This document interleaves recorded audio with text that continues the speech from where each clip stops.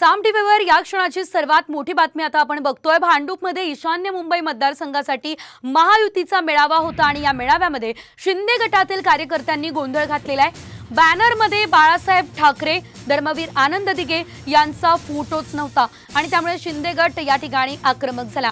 मेळाव्याच्या भर सभेतून शिंदे गटाचे कार्यकर्ते बाहेर पडले। सभास्थळी शिंदे गटाच्या कार्यकर्त्यांनी जोरदार घोषणाबाजी केली। भांडूपमध्ये भाजपचे उमेदवार मिहिर कोटेचा यांच्यासाठी महायुतीची सभा सुरू होती।